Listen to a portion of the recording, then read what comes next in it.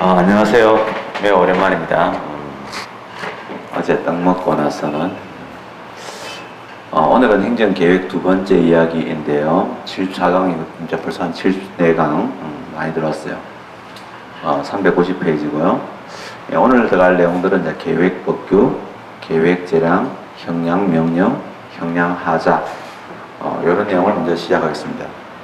하는데 이거 끝나고 나면 또 다시 또 뭐냐? 계획에 대한 보장 청구권에 대해서 예?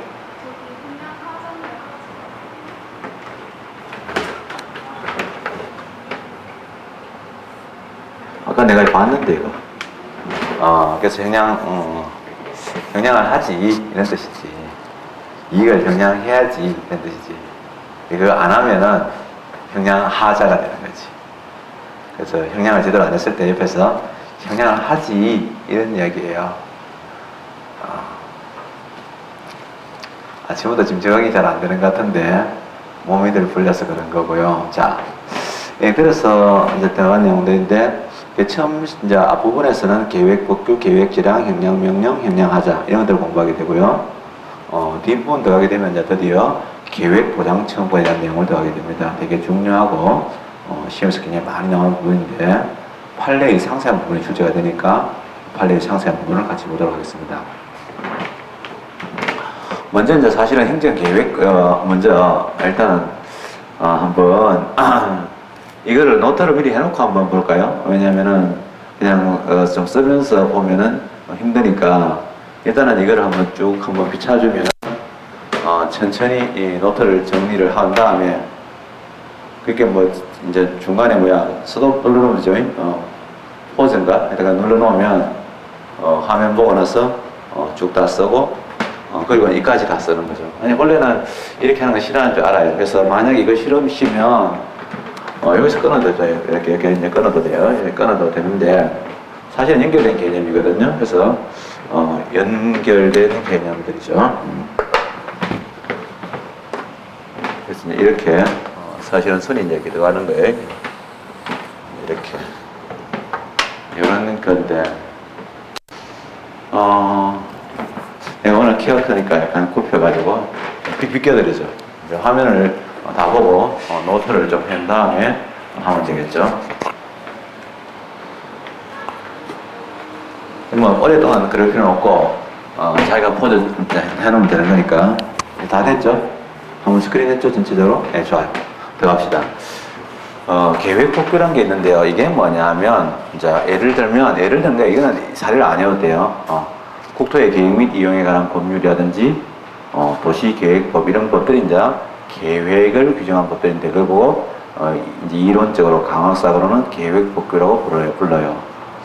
그 다음에 이제 보통 행정법규라고 그러는데 저는 그 앞에다가 일반적 행정법규라고 이름을 붙였어요. 왜냐하면 국토의 계획 및 이용에 관한 법률인 계획법규도 사실은 행정법규의 한 종류예요. 근데 이제 계획법규, 행정법규 안에서 다른 행정법규하고 계획법규는 구조가 좀 다르다는 거죠. 저는 구조라고 표현하는데 모형이라고도 표현하고요. 외국말인데 말을 쉐마라는 말을 어떻게 번역할 거냐 가지고 이제 선생님들이 고민하시는 것 같더라고요.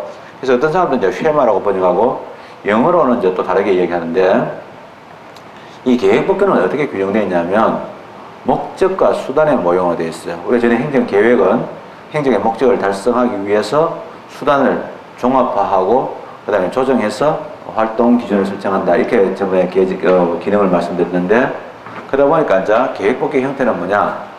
예를 들면 도시계획부 할 때 도시의 무분별한 확산을 방지하고 도시민의 쾌적한 주거 환경을 위해서라든지 이런 식의 목적을 이야기한 다음에 그러기 위해서는 수단으로서 이제 개발 제한 구역을 지정한다. 이런 것도 시가와 조정 구역을 지정한다. 이런 등등이 있어서 목적과 수단이라는 모형으로 되어 있어요. 그래서 목적이 정해지면 그 다음에는 쫙 나오는 거죠. 이걸 보고 이제 영어식으로 표현하면 목적 프로그램, 프로란 말은 앞으로 그래야만 이제 그림이 더 보이는 거죠. 이제 공무원 이제 시험을 내가 공무원 시험을 보겠다, 또는 공무원에 합격하겠다 이렇게 하기 위해서는 그 다음에 처음에는 이제 학원 올 때는 뭐냐 섹섹해서 막 그야말로 여학생들도 얼굴에 화장도 좀 하고 치마도 좀 짧게 입고 그렇게 옵니다. 나름대로 좀 신경 써서 오거든요. 그래서 이제 공무원 되겠다고 생각한 거죠. 그럼 그 다음 이제 과정은 눈에 안 봐도 뻔합니다. 한 얼마 안 지나면은 바지로 갈아입다가 또 얼마 안 지나면 아무 생각 없이 있잖아요. 뭐 머리도 물론 안 감고 튜닝 아래 위로 똑같은 거 입고 보면은 뭐 빨지도 않아요. 그래서 똑같은 거 한 몇 달째씩 입고 다녀요. 요게 이제 뭐냐면 촤르륵 보인다는 거죠. 그래서 이제 목적이 만들어지게 되면 수단은 저절로 주르륵 따라오니까 목적 프로그램이다 이런 말도 썼는데 공무원 시험에서 다음 중에서 행정계획법규와 관련이 없는 것 해가 답으로 그 반대말인 일반적인 행정법규에 대한 얘기 나오는데 일반적인 행정법규에 대한 식품위생법 같은 데서는요 이런 행동을 한 자에 대해서는 뭐 얼마의 과징금을 부과한다 이런 식으로 이제 부과한다 또는 허가를 취소한다 이런 행위 한다면 영어 치면 if죠. 그래서 if에 되는 게 독일은 ben인데 ben dann 쉐마라고 그래요. 그래서 조건과 결과 이 조건이 이제 사실 요건이죠. 요건이고 이런 요건이 주어지면은 이런 효과가 부여된다 하는 요건과 효과를 얘기하는데 조건과 결과의 모형이다. 또는 ben dann 쉐마다. 또는 영어식으로는 조건 프로그램이다 하는데 공무원 시험에서는 다음 중 계획 법규와 무관한 것 답으로 조건 프로그램 이렇게 영어로 표기 되게 됐습니다. 그래서 그렇게 출제가 되게 됐다. 이런 점이죠. 근데 이러한 계획법규와 일반적인 행정법규를 이제 구분했을 때 어떤 차이가 있냐면 계획법규는요 그 계획 자체가 목적을 이제 설정하게 됐어요. 근데 목적이라는 것은 뭐냐면 이때까지 아무것도 없는 상태에서 새로운 내가 무슨 일을 할 거냐는 백지 상태에서 새로운 일을 계획하는 거죠. 우리가 이런 것을 얘기할 때 이제 이걸 보고 이제 이때 새로운 계획을 하는 것을 보고 계획 재량이라고 하는데 이러한 이 계획 재량에 대해서는요 우리나라 대법원 판례의 경우는 뭐라고 이야기하냐면 대법원 판례에서는 광범위한 아주 넓은 이란 말이겠죠, 그죠? 이러한 광범위한 형성 재량을 가진다라고 표현해요. 형성이란 말은 그야말로 무에서 유를 창조하거나 또는 유에서 무를 만들어가는 이런 과정을 형성이라고 표현하는데 아주 넓게 바다가 있다가 없어지는 경우도 있고 도시가 있다 없다가 새로 생기는 경우도 있는 이런 것을 광범위한 형성이 되는데 그야말로 화가가 하얀 캔버스 위에다가 자기 있잖아요 그림을 그려가는 과정이에요. 그래서 이걸 보고 이제 광범위한 형성 재량이다라고 하는 거죠.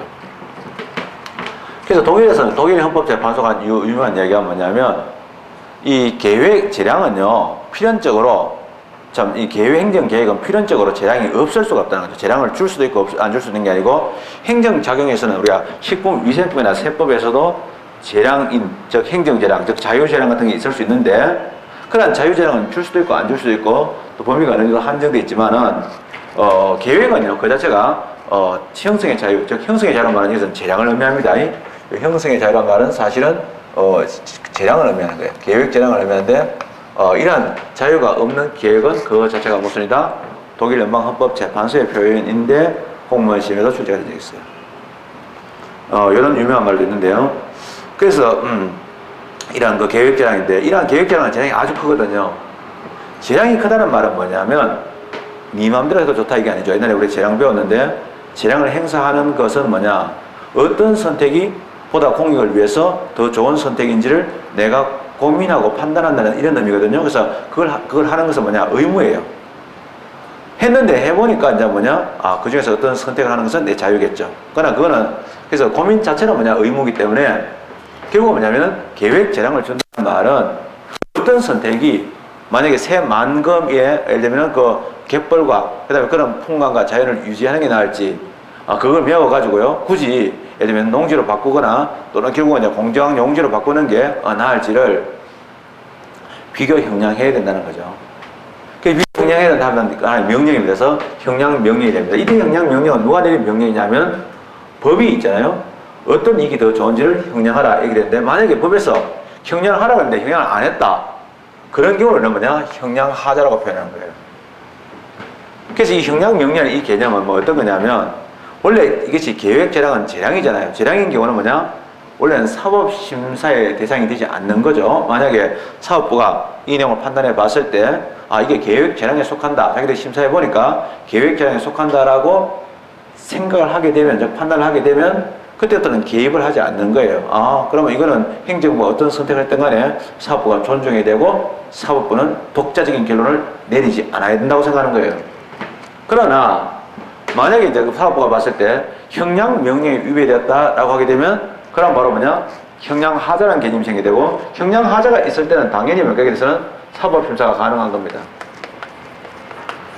결과적으로 사실은요, 형량명령이라는 것은 뭐냐면 계획재량을 통제하는 하나의 징검다리 역할, 즉 수단의 역할을 하는 겁니다. 그래서 이러한 형량명령의 이 말은 주로 어디서 나오느냐?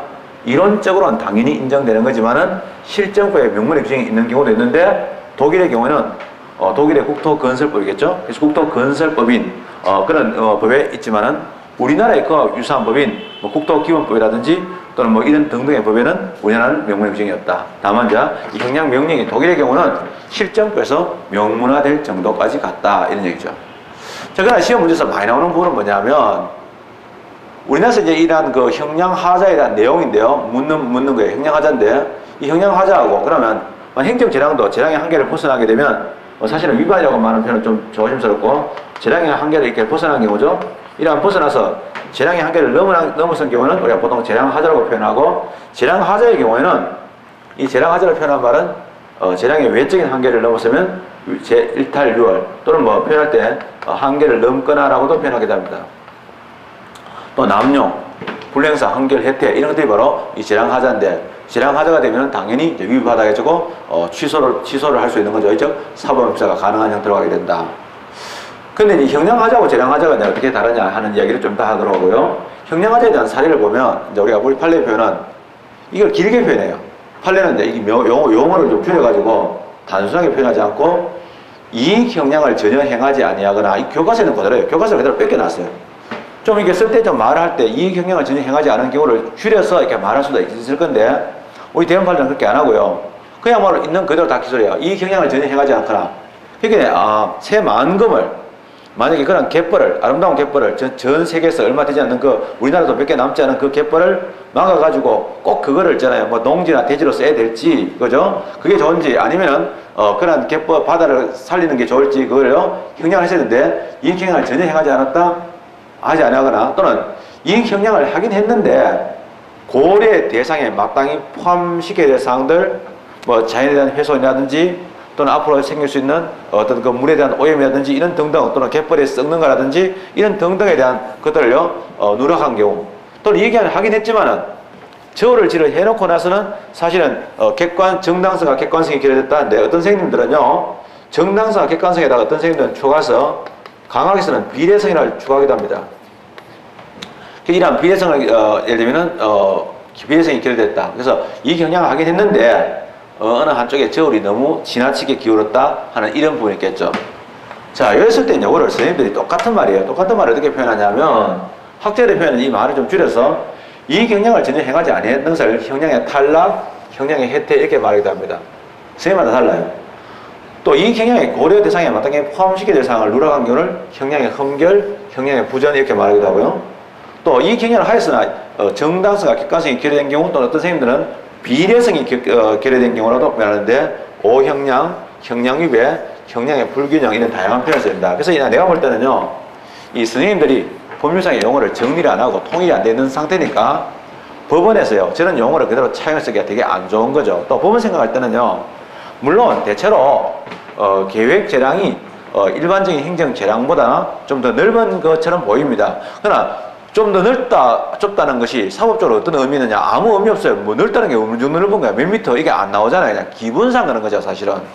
그냥 그렇게 표현할 수 있는 건데, 사법부에서 중요한 건 뭐냐면, 재량의 한계 아니냐, 바뀌냐, 이게 중요하고, 그걸 통한 사법심사가 가능하냐, 안 하냐, 또는 권리구제가 가능하냐, 이게 관심이 있기 때문에, 재량이 더 널리, 좁니, 이런 말들은 좀 황당한 개념이거든요. 그래서 이제 예를 들면은, 이론적으로는 계획재량하고, 행정에서의 자유재량, 행정재량이라고 하고 표현할 수 있고 우리가 자유재량이라고 표현할 수 있는데 행정이란 자유재량을 과연 구별하느냐 이 문제에 대해서는요 이러한 계획재량과 이 행정재량에 대해서 구별에 관한 문제가 있습니다. 이 구별에 대해서는요 현재 다수는 구별하는 쪽입니다. 다수는 다르다. 법의 구조도 다르고 또 그 재량의 범위도 다르기 때문에 다르게 취급해야 된다라고 생각하는 거예요. 그래서 답수에서는요, 이 구별을 긍정서입니다. 구별을 긍정하는데, 이 구별 긍정서의 입장에서는 뭐냐면, 계획재량이 행정재량보다 훨씬 크다는 데 있습니다. 더 넓다. 그렇게 이거는 구별할 만한 가치가 있다. 이렇게 보는 거예요. 또, 근거되는 법규도 다르다. 이렇게 보는 거죠. 그러나 판례의 경우는요, 판례의 경우는 구별 안 합니다. 왜냐하면, 판례의 경우는 중요한 것이, 그러한 행정작용이 법의 테두리를 벗어나가지고, 즉, 재량의 한계를 벗어나가지고, 사업심사가 가능한지 안 한지, 이것만 하면 되기 때문에, 이런 부정서입니다. 즉, 구별을 부정합니다.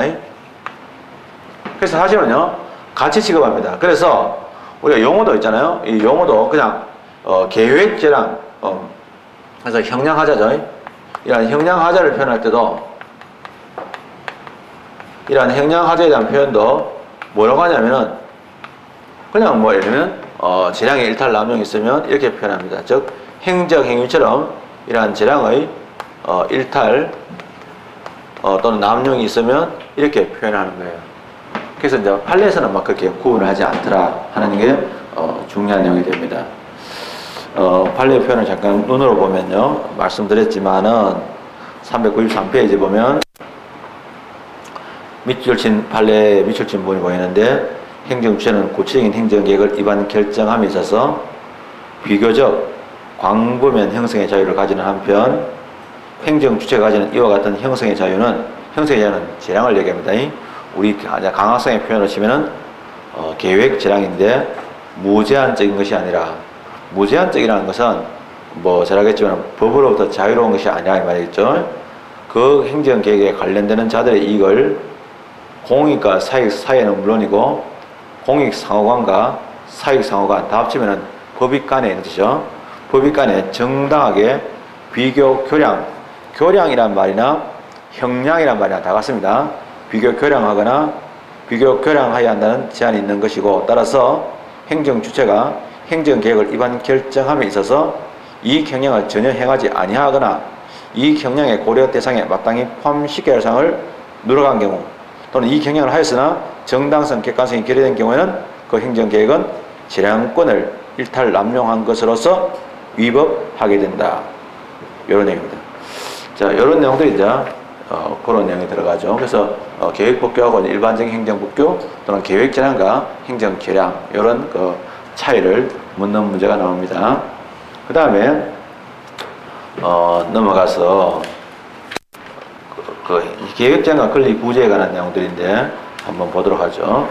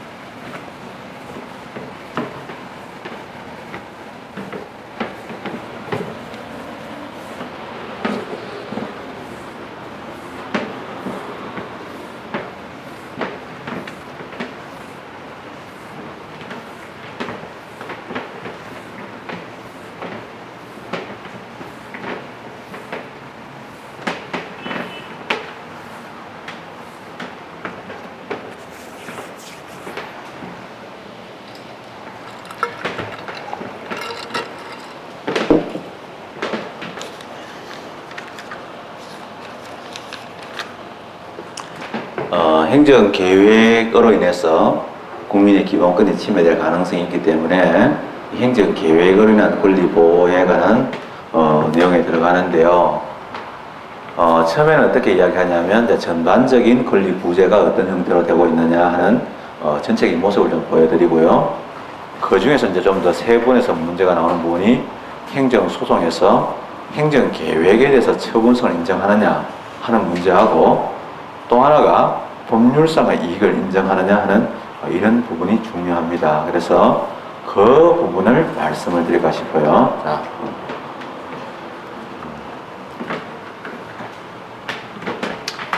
먼저 행정계획에 대한 권리 구제 또는 권리 보호라고 하겠습니다. 그래서 권리 보호하면 또 더 넓은 느낌이죠.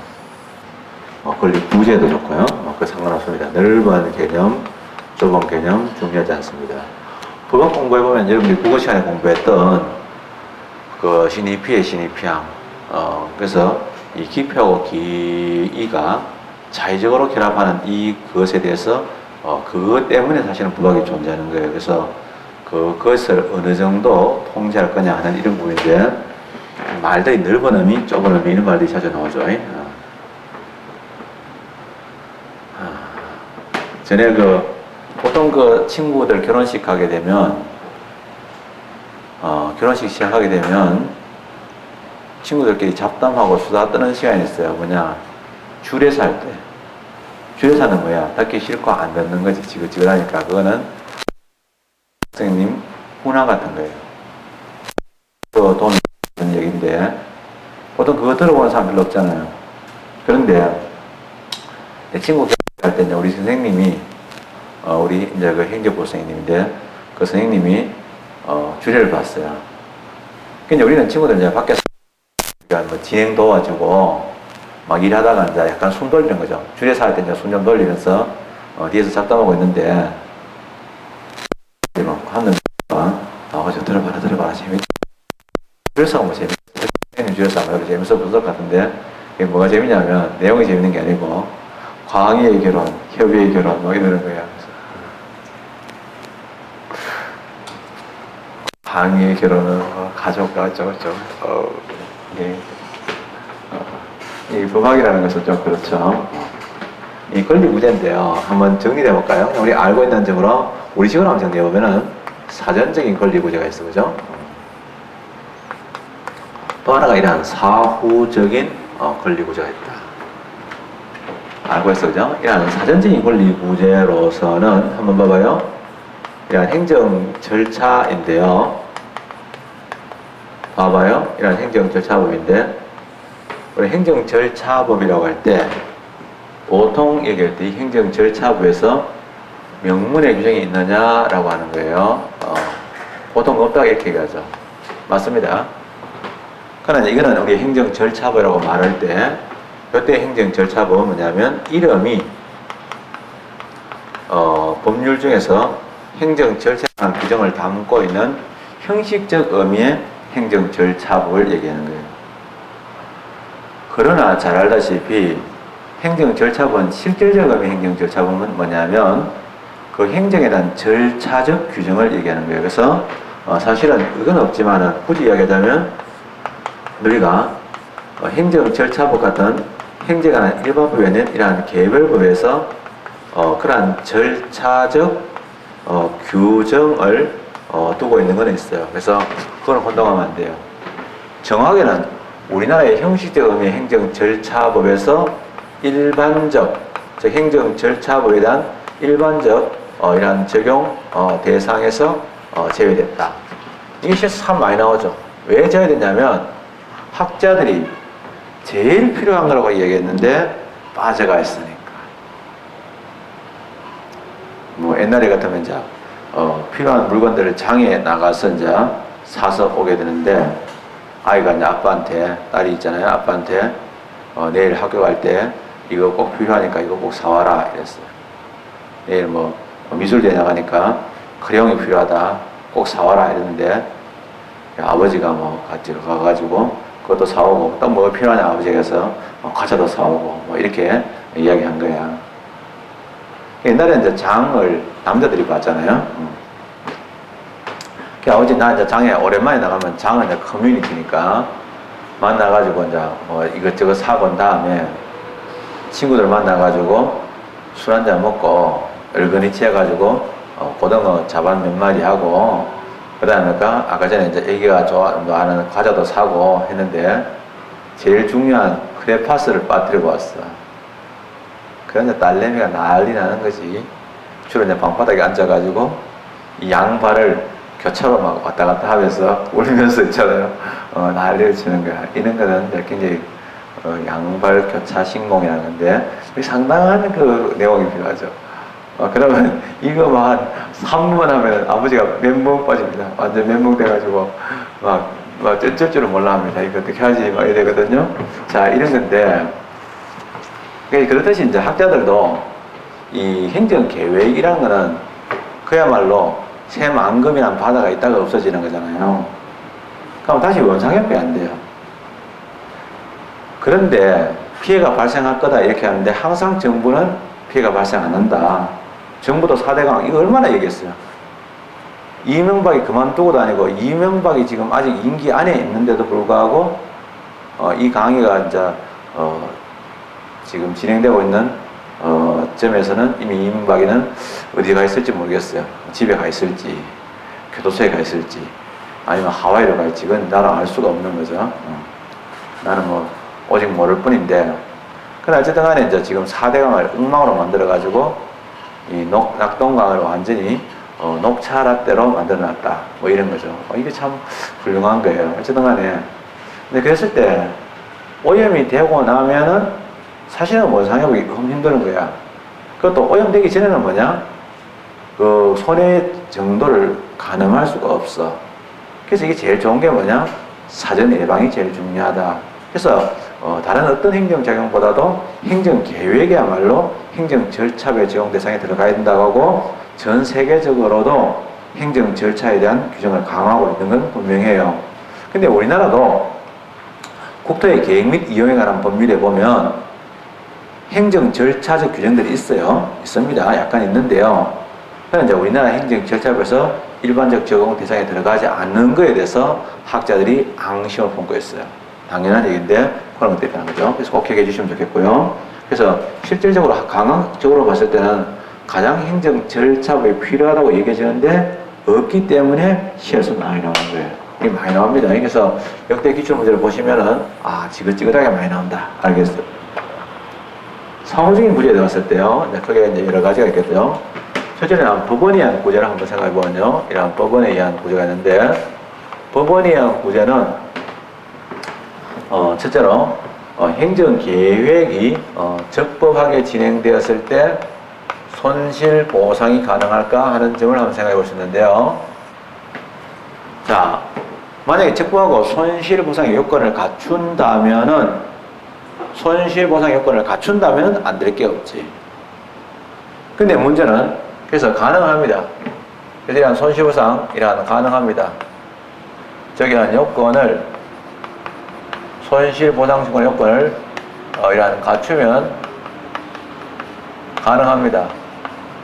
가능하지만 그러나 대체로 우리나라 제일 유명한 것은 개발 제한 구역의 지정 바로 도시계획법인 행정계획법규인 개발 제한 구역을 지정하면서 보상에 대한 규정을 두지 않습니다. 그래서 실제로 뭐냐면 보상의 규정을 두지 않았을 때 침해에 대한 근거 규정이 있어가지고 적법한 침해는 있지만은 보상에 대한 규정을 두지 않아서 보상을 받지 못하는 이런 딱한 형태를 이러한 수용 유사적 이러한 침해의 가능성도 있다 이 말이에요. 그래서 가능성도 아주 크다 이렇게 말할 수 있고요. 그 다음에 행정계획에 대해서 이제 위반할 때죠. 위반 행정작용에 대해서 할 건 어떻게 되냐. 첫째로 국가 배상이 가능하냐? 이런 얘기들은요. 이야기하자면 국가 배상이 가능하냐? 가능해요. 그러나 이거는 어디까지나 원론적으로 가능한 거예요. 만약에 국가 배상 청구의 요건을 갖춘다면은 가능하다. 위반 행정 계획으로 인해서 국민의 어떤 재산이나 신체에 대한 침해가 있다면 손해를 발생한다면 가능하다. 근데 참 재미없잖아요. 그러니까 선생님이 이게 출제되는 걸 그렇게 싫어하는 거야. 잘 안 해. 이론적으로 되죠. 그냥 한번 언급은 해줄 수가 있겠지. 그 다음에 이제 중요한 내용이 뭐냐면 이런 이제 국가 배상이 가능하냐 하는 거고 원상회복. 이 원상회복 가능하냐? 원상회복은 불가능해 거의. 새만금을 어떻게 돌려놔? 사실은 불가능하다 이건데 사실은 매우 많이 제한된다. 물론 전혀 안 된다는 건 아니야. 제한된다. 왜냐면 뭐 조그만한 건 있겠지. 조그만한 것도 있을 수 있는지 꼭 새만 건까지 아주 큰 것만 있는 건 아니지만 대체로는 환경적으로 큰 것들이 많은데 된다. 제일 중요한 부분이 이제 행정소송인데 이 행정소송이 가능하냐? 아주 중요해요. 요거는 지금 잠깐 이제 좀 이야기할 건데요. 이거는 따로 말씀드릴게요. 행정소송 아주 중요하니까. 그다음에 헌법소원이 있어요. 그죠? 헌법재판소에 의한, 헌법소원에 의한 구제가 가능하냐 이거죠. 헌법재판소에는 헌법소원에 의한 구제가 가능하냐 할 때, 가능하다. 즉, 우리나라에서는 행정계획이었을 때 헌법소원에 의한 구제가 가능하다. 그래서 심지어는 행정규칙적인 행정계획, 사실 행정계획이지만은 행정부 내부에서만 구속력을 가지는, 즉 행정계획의 위반자를 구속하는 또는 구속하는 행정규칙인 행정계획이라든지 또는 일정한 행정기관을 이용하는 자에게 한정되는 계획이 있습니다. 예를 들면 1994년도 이런 서울대학교, 지금은 이제 서울대학교가 법인이 됐지만 과거에는 행정기관이었던 시절에 서울대학교의 입시 요강이죠. 일본어를 제2외국어에서 제외시켰던 이러한 입시 요강에 대해서 헌법소원이 가능하다고 이야기한 적은 있다. 이런 것들이죠. 근데 이제 잘 알다시피 뭐 그런 것들인데 행정소송이 이제 제일 중요합니다. 이 행정에서 이 뭐 시험 문제는 여기서 많이 나오는데 물론 그래서 이것만 가르치고 넘어갈 수도 있어요. 왜냐하면 문제가 그렇게 나오니까 학원 강의지만 전체적인 틀에 대한 이해가 없으면 문제가 약간 변형돼서 나오거나 또는 그 자체가 늘 묻는 내용이 아닌 게 나왔을 때 조금씩 당황합니다. 그래서 저는 틀을 갖고 있는 것은 매우 중요하고요. 자, 본격적인 이야기로서는 시험에서 가장 많이 나오는 부분인 행정소송 바로 들어가게 됩니다.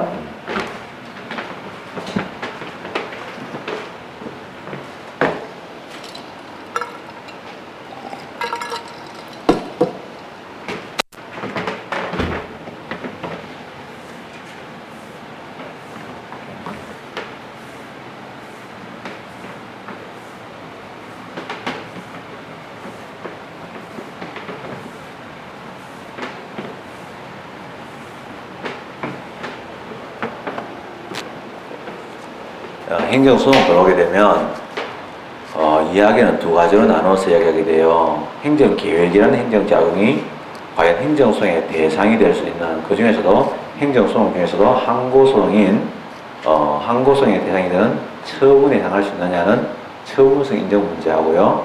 또 하나가 뭐냐면 그러한 처분성이 인정되더라도 그 처분을 인해서 피해를 보는 사람의 이익이 과연 소송을 통한 권리 구제가 가능한 법률상의 이익, 즉 권리에 해당되느냐 하는 이 문제가 문제됩니다.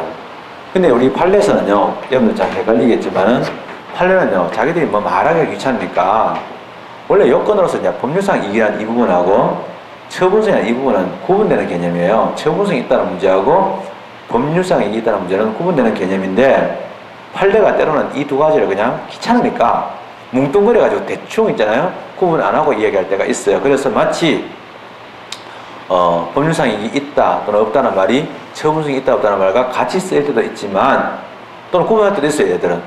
그러니까 우리는 이론적으로 구분되는데 다만 이제 판례가 어떻게 받느냐 이렇게 이제 판단하면 될 것 같아요. 자, 그래도 뭐니 해도 이제 권리 구제 중에서 제일 중요한 부분이 이제 이건데 첫째로 이제 첫째로 얘기될 때 행정계획에 대한 권리 구제로서 행정소송의 가능성 한번 살펴봅니다. 행정소송에서 첫째로 중요한 내용이 뭐냐면 행정소송의 대상이 되느냐 할 때 첫째로는 행정소송 중에서도 이거는 행정소송 종류가 여러 가지가 있잖아요. 주관적 소송도 있고 객관적 소송도 있고 또 주관소송 중에서도 항고소송도 있고 당사소송도 있는데 주로 여기서 이제 우리가 아무 말도 할 때는 항고소송을 의미하는 거예요. 이제 이런 항고소송. 그 중에서도 이 항고소송을 의미한다고 보면 돼요. 그러니까 뭔가 항고소송의 대상이 될 수 있는 그런 작용의 성질을 우리가 뭐라고 하냐면 처분성이라고 표현합니다. 왜냐하면 행정소송의 대상이 될 수 있는 작용을 항고소송은 처분과 부작위로 나눠서 얘기하는데 그래서 처분의 성질이 가지냐 할 때 이러한 처분권을 가지느냐 하는 부분인데, 자, 여기서부터는 뭐냐? 소송의 임무가 들어왔어요. 다수보다는 뭐가 중요하냐? 판례 입장입니다. 그래서 여기서는 따로 특별한 말 안 하더라도 이제는 판례인 줄 알아야 돼요. 판례에 의하면 이 말이에요. 시험 문제는 이 부분 들어오게 되면 이제 학습은 큰 의미가 없게 됩니다. 그럼 이런 처분성 인정되느냐는 이런 처분성 인정 문제에 대해서 뭐 아주 단순하죠. 이런 시험에서 워낙 많이 나왔어. 여러분이 너무 잘 알지만은 처분성 인정하느냐 이론적으로 좀 더 가보겠습니다. 그냥 우리가 이론적으로 따지면 첫째로 뭐냐 이런 후속적 계획이 있고요. 비구속적 계획이 있었어요. 기억나시겠죠? 복습삼아 얘기한 겁니다. 그리고 이제 이런 후속적 계획이 있는데 이런 이야기를 좀 더 세분하게 되면 어떻게 됩니까? 비구속적 계획을 할 때 비구속적 계획의 대표적인 것은 행정이란 지도적 계획이고요. 그 다음에 구속적 계획에 그 다음에 중간에 또 뭐가 있냐면 이 중간에 행정 규칙적인 행정 계획이 있었어, 그죠? 그리고 행정 규칙적인 행정 계획의 대표적인 것은 뭐 도시 기본 계획 같은 무슨 기본 계획 이런 것들이 이제 행정 규칙적인 행정 계획인데요. 계획을 짤 때 계획을 짜는 사람에게 기본 될 수 있는 구성에 있는 계획이 있어요. 근데 구속적 계획 중에 혐의에 있는 구속적 계획이 있는데 여러 가지가 있겠죠. 그래서 근데 구속적 계획을 예를 들어서 알리고부터 이거는요 그 법적 성질을요 어떤 정할 수 없는 거다 이런 얘기도 있고, 어떤 사람은요 이걸 후속적 계획의 성질을 행정행위로 봐가지고 행정행위적 계획이다 라고 보는 사람도 있고, 또는 법규 명령에 해당되는 법규 명령의 성질을 가지는 계획이다 이렇게 되는 거죠. 이렇게 나누어지는데 강학으로 치면요 강학이라고 얘기하겠습니다만은 강학으로 치면 이론적으로는 행정행위적인 계획은 되지만은 법규 명령적이거나 이런 경우는 될 수가 없겠죠. 이론적으로 그래서 행정계획과는 즉 후속적 행정계획 중에서도 행정행위적 후속적 행정계획만을 우리가 이론적으로 봤을 때 행정수행의 대상이 될 수 있는 처분성 인정한다 이렇게 얘기할 수 있어요. 이렇게 얘기하는데 뭐 판례라고 해서 다를 바는 없겠지만은 이론적으로 이렇습니다. 그래서 처분성 인정하느냐 마느냐는 부분은 그거는 개별적으로 판단하는 문제지 행정계획 전반에 관해서 얘기할 수는 없어요. 그러니까 닥치고 시험 문제는 이렇게 복잡하게 안 나오고 판례가 나오는데요. 판례에서 나왔던 문제가 반복되잖아요. 뭐 되게 뭐 넓게도 안 나옵니다. 그래서 잘 알다시피 우리가 가장 중요한 계획이 뭐냐면 도시계획에 있어서요. 이러한 도시계획. 그 다음에 환권계획이 있습니다. 환권계획이라는 것은요. 여기서 좀 설명 좀 더 갑니다. 용어 설명 더 가는데요. 환권계획은 뭐냐면 이거는 이제 재개발, 도시 재개발 사업을 하게 됩니다. 도시 재개발이라는 것은 뭐 예를 들면 서울시 동작구 사당동 같은 경우는요. 참 정의가 뭐냐 하는 거 쉽지 않습니다. 그러다 보니까 이명박과 같은 그런 정치인 집단도 나와가지고 이야기할 수 있는 거죠. 우리가 생각할 때는 너무 의의가 없다 이런 생각도 드는 사람도 있겠는데 왜 그렇게 가능하냐면 빈민운동하고 이런 사람도 있는데 그 제 주변에도 빈민운동하는 친구도 있고 있는데요. 서울이 대충 이렇게 생겼다 칩시다. 한강이 이렇게 지나가요. 이렇게. 그래서 사실은 서울에서 이제 삼각산하고 북악산이 있고요. 제 밑에는 관악산이 이렇게 있어요. 이렇게 이제 해가지고 가운데는 강이 지나가서 이렇게 됐어요. 이 한양은 잘 알다시피 한양을 그 처음에 지정한 거는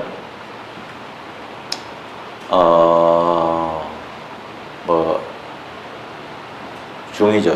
무학대사가 했다. 뭐 그런 얘기 되는데 사실은 무학대사 이전부터 우리 한반도의 수도에 대해서 거론되는 수도는 세 군데가 있습니다. 하나가 뭐냐면 이 한양이 있고요. 또 하나가 강화도가 있습니다. 그 다음에 또 하나가 파주가 있습니다. 임진강 주변에. 교화. 그래서 앞으로 통일됨이 됐을 때 강화, 교화 이 부분이 아마 통일되면 수도로 가능성이 높습니다. 왜냐하면 서울을 그대로 수도로 하기에는 부담이 올 거고요. 북한하고 관계도 생각해야 되니까. 땅 투기하려고 하면 그쪽에다 땅 사시는 건 좋아요. 지도를 한번 쭉 한번 보십시오. 지도를 쭉 놓고 보면 강도 있어야 되고, 그 다음에 어느 정도 교통도 같이 가야 되고, 남북을 아우르면서 갈 수 있는 게 그렇게 많지 않아요. 그래서 아마 된 거고요. 근데 잘 다시피 한양 초기에 이제 천도를 했다가 안 돼가지고 다시 빠꾸 했던 거 아시죠? 그죠? 빠꾸 했다가 저하고 성이 같은 하륜이라고 있습니다. 상당히 모사입니다. 별로 그렇게 뭐 인격적인 사람은 아닌데 어쨌거나 대단한 모사인데 어쨌거나 뭐 영의정 자의정을 한 3, 40년 해먹은 아주 오랫동안 해먹은 놈이 있는데 그 친구가 이제 했는데 가만히 보면 괜찮아요. 이게 어떻게 되냐면 그래서 이 그린 벨트야 이게 그래서 푸른 식으로 벨트를 만들어 가지고 서울이 있잖아 이게 유지됐어. 그렇게 이래가지고 이제 용산에 이게 산으로 용산대가 이렇게 이제 형성된 거예요. 그린 벨트를 여기는 물이 이렇게 가고 녹색띠가 이렇게 가다고 됐어가지고 국가가 여기 동작동이야. 동작 국립묘지 알죠? 여기 국립묘지 여기서가 이렇게 쭉 연결되는 녹지를 국가가 다 갖고 있었어. 여기는 동작동만 있는 게 아니고 동작동 뒤로 쭉 가가지고 사당동 쪽으로 이렇게 이게 다 국가 땅이야. 그거는 이제 인면을 전부 다 낮고 이쁜 땅들을 다 들어가가지고 산으로 되어 있는 거야. 이쁘게 되어 있어. 참 이게 서울이 진짜 뭐랄까 멋진 자연환경이야. 뭐 저런 자연환경은 파리라든지 런던하고는 비교 안 돼. 런던하고는 비교 안 되죠. 죄송합니다. 농담이에요, 농담. 미친년이 있길래 내가 어떤 데서. 근데 그래서 그런 건데 이 땅들을 뭐냐면은 이제 점유하기 시작하는 거야. 개인들이. 점유해놓고 이제 막 개탁지처럼 짓는 거야. 그러면 또 이제 국가가 철거하는 대지평하면 또 철거하면 또 철거되면 또 하면 또 지어 올라가. 결국은 저거 국가가 할 수 없이 분양을 하게 돼요. 왜냐면 선거철에 여당들이 주로 표어달라고. 그래가지고 이제 개탁지를 사는데 처음부터 텐트 친대로 이제 하거든. 텐트 친다는 거 항공철로 해가지고 그대로 이제 이렇게 끊어준단 말이야. 그게 3평, 7평 막 이래. 내 그 도면을 한번 갖고 있었어야 되는데 지적도 그렇게 나와 있어. 지적도가 딱 보면 위에서 딱 지적도 보면 이게 텐트촌처럼 딱 보여 그냥.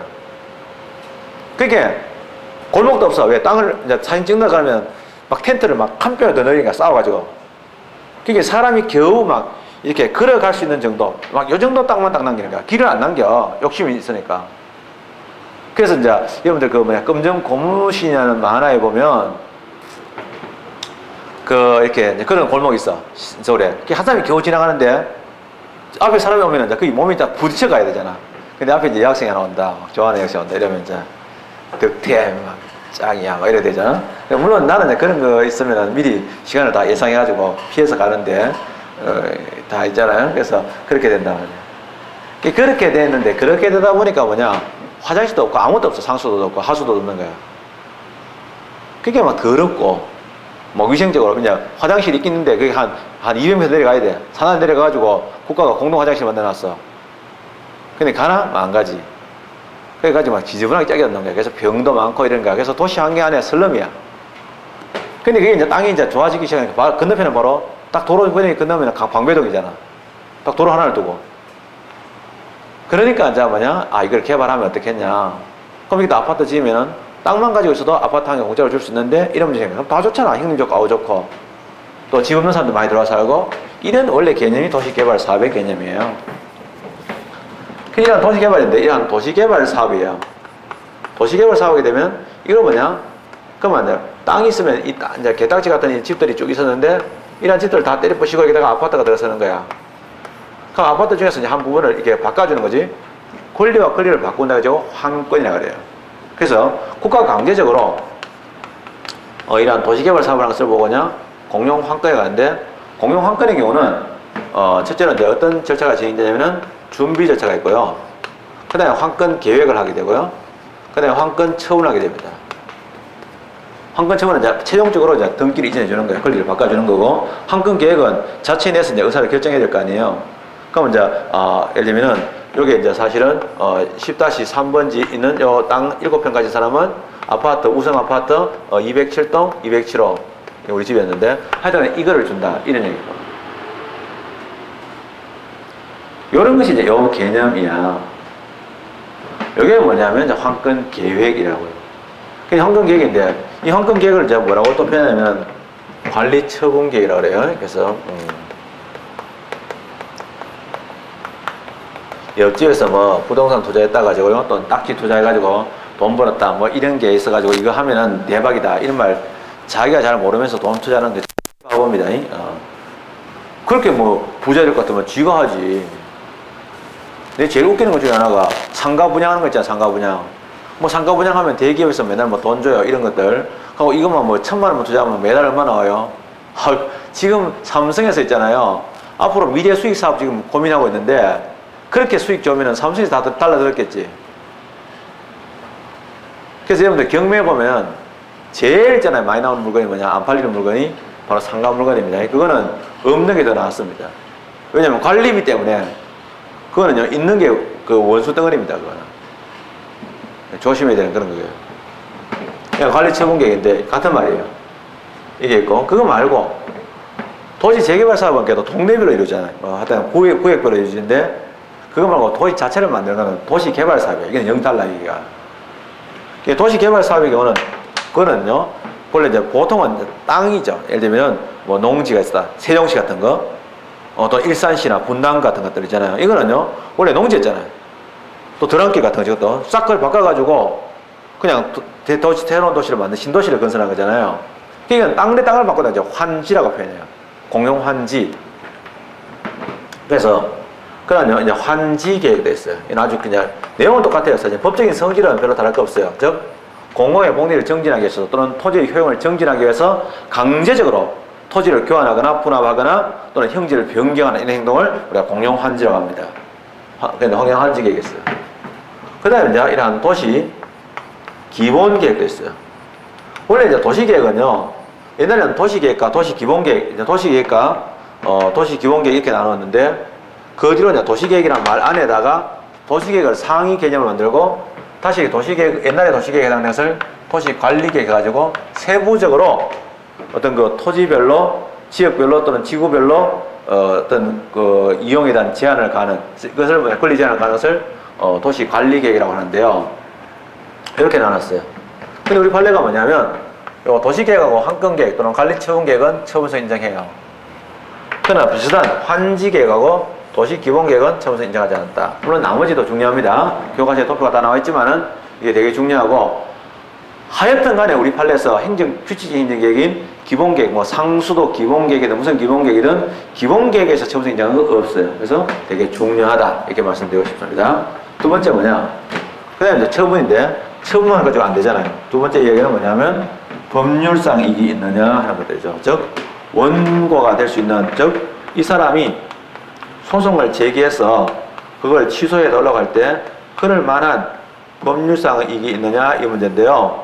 법률상 이익은 바로 뭐냐면 소송에서 원고가 될 수 있는, 원고가 소송을 제기할 수 있던 자격을 원고라고 하는데 원고 적격이 있느냐 이 문제예요. 근데 결과적으로 이 법률상 이익은 원고 적격은 바로 뭐냐? 공권 또는 이러한 권리란 개념과 유사하게 되는데요. 근데 우리가 이제 행정계획에 대해서, 자, 내가 이 행정계획 때문에 피해를 입었다. 그러니까 이 행정계획을 어떻게 해달라고 소송을 제기하는데, 무효로 또는 취소해달라, 또는 변경해달라, 이렇게 요구할 수 있는 것들이겠죠. 자, 이런 그 권리들이 있습니다. 그래서 계획에 대해서는 뭐 계획을 만들어달라, 이런 것도 있고, 계획을 바꾸어달라, 이런 것도 있고, 계획을 없애달라, 이런 것도 있겠죠. 그러면 이런 권리 하나하나를 전부 다 뭐냐? 상위 개념이 뭐냐면, 이걸 전체적으로 얘기할 때 높은 개념이 뭐냐면, 계획, 보장, 청구권이라고 하는 경우가 많습니다. 뭐 꼭 이 상위 개념에 대해서도 계획 보장을 볼 거냐 또는 계획 존속으로 볼 거냐에 대해서는 논란이 있습니다. 그래서 계획 보장 청구권이 인정되냐, 권리가 인정된다는 말은 원고 적격이 인정된다 이런 얘기예요. 그럼 행정 계획 때문에 피해를 입은 사람이 이제 계획 보장을 청구할 수 있느냐 이런 문제죠. 이런 계획 보장 청구권은요, 계획에 대한 존속 청구권이라고도 이런 거 존속 청구권, 계획에 대해서 입안, 지금 여기에 대한 계획을 세워달라. 뭐 계획을 세운다는 이야기만 있고 또 상세한 계획은 나중에 세우기로 한다. 이렇게 해놓고서는 계획을 안 세워. 이런 것도 있고요. 그 다음에 계획에 대한 이러한 실행 또는 계획에 대한 변경 이런 것들은 이제 청구할 수 있는 것이 하나의 권리로서 인정되느냐 하는 부분입니다. 그래서 이런 것들인데 이러한 권리가 인정되는 것은 우리나라 대법원 판례가 확고한 판례를 갖고 있죠. 대법원 판례는요, 이게 대해서는 아주 중요하고 이 확고한 판례를 시험에서 굉장히 많이 내게 되는데요. 원칙적으로는요, 어떤 특정한 개개인이 행정계획으로 해서 피해를 입은 개개인 또는 어떤 주민들이 국가에 대해서 그 계획을 변경해달라, 또는 계획을 폐지해달라, 또는 계획을 위반해달라고 청구할 수 있는 원고 적격, 즉 법률상 이게 있느냐 할 때 원칙은 없다고 합니다. 원칙이 없다는 말 되게 중요합니다. 다시 내가 이거 줄이냐, 원칙적으로 없다는 거야. 이 원칙이라는 말은 다 대신에 또 뭐냐? 일반적으로는 없어요. 그래서 국민은 일반적으로 그 앞에서 어떤 말을 하더라도 일반적 청구는 없는 거야. 이유가 뭐냐? Why? 이유가 뭐냐 하면요. 이유는 이거예요. 그는 계획이 갖고 있는 이러한 장기성. 이 계획이 갖고 있는 그런 장기성하고 또 하나가 있죠. 제가 원칙이 안 된다 할 때,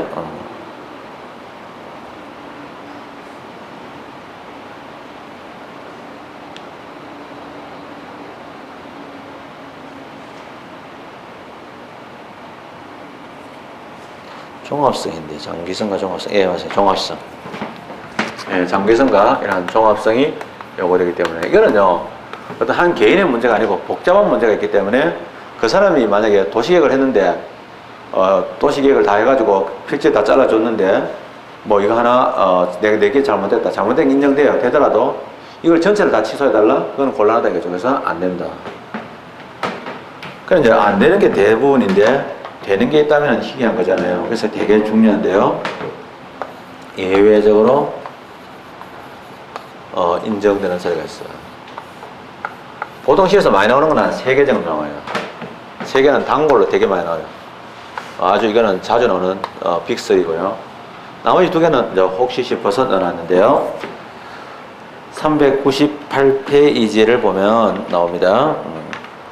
행정계획의 처분성 인정 여부에 관한 판례 또표 나오죠. 처분성 인정한 판례 도시관리계획과 그다음에 환건계획 또는 관리처분계획은 처분성 인정했고요. 상세한 판례 밑에 달아놨습니다. 위에 것만 있으면 좋아하겠지만은 꼭 판례 읽어주시고요. 그 다음에 행정계획의 처분성 부정한 것, 도시기본계획, 환지계획, 농어촌 도로기본계획, 상수도 기본계획 다 중요하잖아요. 앞에 무슨 말 들어가더라도 그 계획은 기본계획 들어가면 아니에요. 오른쪽에 두 번째, 행정계획에 대한 법률상 이게 인정 여부인데요. 원칙적으로 부정된 거, 이것도 시에서 굉장히 많이 나오는데, 도시계획법상 주민이 행정청에 대하여 도시계획 및 그 변경에 대하여 어떤 신청을 할 수 있음에 관한 규정이 없고, 도시계획과 같이 장기성, 종합성이 요구되는 행정계획이 있어 그 계획이 일단 확정된 후에 어떤 사정의 변동이 있다고 하여 즉 주민에게 일일이 그 계획의 변경 또는 폐지를 청구할 권리를 인정해 줄 수도 없는 것이다. 이런 말이 나오죠. 그래서 이런 말 되게 중요한 판례고요. 많이 나오고요. 그 밑에도 보면 3번에 보면은 도시계획시설인 공원 조성에 대한 취소 신청을 거부한 행위는 항고성의 대상인 행정처분으로 볼 수 없다. 사례도 나옵니다. 그래서 공원 조성계획에 대해서 취소 신청을 거부했다. 그래서 도시계획시설인 공원을 조성하려고 하는 데 대해서 그거 취소해라. 이런 얘기를 국민이 청구한 거죠. 그랬을 때 그거는 항고성의 대상이 되지 않는다. 해가지고 아예 소송 자체를 인정하지 않는 거예요. 그러나 그 밑에 인정한 사례가 1번에 나옵니다. 아주 중요합니다. 일정한 행정처분을 구하는 신청할 수 있는 법률상의 지위가 있는 자가 국토 이용 계획에 대한 변경 신청을 자에 대한 변경 신청을 거부하는 것이 실질적으로 당해 처분 자체를 거부하는 결과가 되는 경우에는 예외적으로 그 신청인에게 국토 계획 변경을 신청할 권리가 인정된다고 봄이 상당하므로 이러한 신청에 대한 거부 행위는 항고성의 대상에 되는 행정처분에 해당하고 넘어갑니다. 그 다음에 넘어가서 2번에 보면 똑같은 얘기인데 밑줄 친 부분, 장래 일정한 기간 내에 관계 법령이 규정하는 시설 등을 갖추어 일정한 행정처분을 구하는 신청할 수 있는 법률상의 지위가 있는 자의 국토 계획 변경 신청을 거부하는 것이 실질적으로 당의 행정처분 자체를 거부하는 결과가 되는 경우에는 예외적으로 신청할 권리가 인정된다. 이런 말을 하죠. 다 너무나 유명한 거고요. 그 밑에 자세한 내용을 다 달아놨는데요. 왜냐하면 문제가 자세히 나올 때도 많아가지고 하는데 아주 유명한 거죠. 이건 뭐 하는 겁니까? 워낙 잘 아시는 거지만은 어떤 사람이 폐기물 처리장이죠. 이런 폐기물 처리장을 하는데 폐기물 처리장에 들어가는 시설은 뭐 바꾸려면 바꾸고 또 요구하는 대로 만들어 줄 수가 있어요. 즉 시설을 하고 싶은 사람이 자기 마음대로 할 수 있지만은 그 위치가 폐기물 처리장에 해당하느냐 안 하는 것은 주민들의 이해가 굉장히 복잡하게 얽혀가 있기 때문에 이 부분은요 이제 사실은 많이 나오는 거예요. 그래서 문제되기 때문에 미리 폐기물 처리장에 대한 적정 여부를 물어봅니다. 그래서 이러한 적정 통보를 받았습니다. 폐기물 처리장에 대한 적정 통보는 잘 알겠지만 다단계 결정에서 사전 결정입니다. 이러한 사전 결정인데도 불구하고 행정소송의 대상이 되는 처분서 인정되는 유명한 사례입니다. 이거 자체도 유명한데 받았습니다. 받았으니까 이 사람은 이제 이게 폐기물 처리장 만들어도 좋다는데 폐기물 처리장 만들기 위해서는 그 지역이 적어도 지금은 농지에서 지금은 진짜 녹지지역에서 준 도시지역으로 바뀌어줘야 돼요. 그렇게 농림지역 또는 준 농림지역에서 그래서 이제 이름 받은 자인데 이 사람이 이 지역을 농림지역에서 준 도시지역이라고도 표현하죠. 준 도시지역 또는 시설 용지지역 이런 시설 용지구역이라고 하죠. 이런 용지구역으로 바꿔야 됩니다. 이런 것들 이게 이제 농림지역이니 또는 구역이니 하는 이것들은 다 뭐냐면 행정계획의 내용이에요. 그래서 사실 이런 계획에 대한 변경을 사실은 청구한 거예요. 왜냐면은 농림지역에서는요 폐기물 처리장을 만들 수가 없으니까 그러면 측정하다 그랬으니까 농림지역을 준도시역으로 바꿔달라고 이제 요청한 거예요. 요청했는데 여기다 거부를 한 거야. 그럼 거부했다면 이제 모순되지.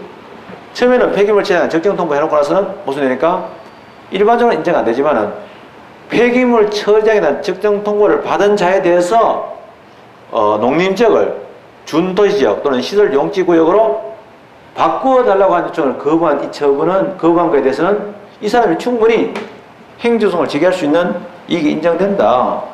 소송해봐야지 이제 그 권리가 실현될지 알지만은 된다 한 거예요. 그래서 한 번 더 얘기할 때는요, 이 경우, 이게 돼서 요 경우입니다. 전체적으로 이 경우죠. 언제는 아니에요. 언제는 아니고 요 경우인데, 이 사람에 대해서 이제 원고가 될 수 있는 이러한 법률상 의견 인정했어요. 그러나 이 사람은 승소는 못했어요. 인용 확인을 못 받았습니다. 왜냐하면 폐기물 처리장에 대한 적정 통보, 요걸 가지고 있어요. 요 적정 통보가, 그러니까 이러한 계획을 변경하는 이 계획 변경이죠. 이러한 계획을 변경시켜 주겠다는 이러한 계획 변경에 대한 공적인 견해의 표명이 아니다. 신뢰보건청이 나오죠? 표현이 아니다. 공적 견해 표명으로 볼 수 없다.